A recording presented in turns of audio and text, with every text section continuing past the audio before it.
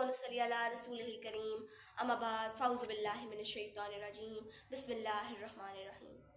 سنت فرعون ادا ہوئی اسلام کے نام پر، جنت پٹ رہی ہے یہاں بچوں کی قتل عام پر۔ معزز سامعین، آج میرا موضوع سخن ہے سانحہ پشاور۔ 16 دسمبر 2014، آج سے ٹھیک 10 سال پہلے میرا گزر ایک باغیچے سے ہوا جہاں ٹھنڈی ٹھنڈی ہوائیں تھیں، پرندے چہچہا رہے تھے کہ اچانک چند شرپسند عناصر نے وہ باغیچہ تباہ و برباد کر دیا۔ زیوکار وہ باغیچہ کوئی اور نہیں بلکہ پشاور کا آرمی پبلک اسکول تھا، اور یہ گلیاں اس اسکول میں تعلیم حاصل کرنے والے طالب علم تھے۔ چند نقاب پوش اللہ اکبر کی صدا لگائے ہاتھوں میں ہتھیار اٹھائے اسکول میں داخل ہوتے ہیں، اور وہ اسکول معصوم بچوں کے خون سے رنگ جاتا ہے۔ اور تاریخ میں یہ پہلی بار ہوا کہ تماشا انسان کے ساتھ کٹتا ہے شبیر کا سر نعرہ تکبیر کے ساتھ۔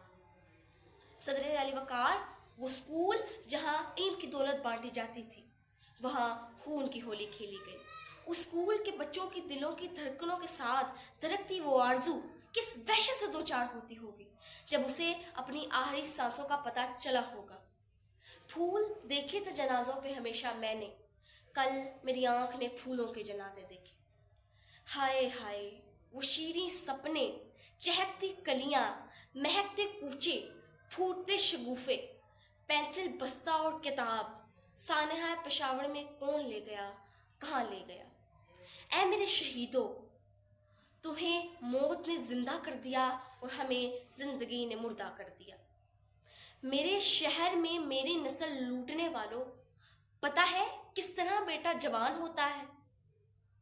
صدر من، جان لیتے ہو گناہوں کی، خون کرتے ہو آدمیت کا، ہر طرف خون، ہر قدم لاشیں، کہ یہی راستہ ہے جنت کا؟ صدر علی وقار، میرا دشمن کم فہم بھی ہے اور خوش فہم بھی۔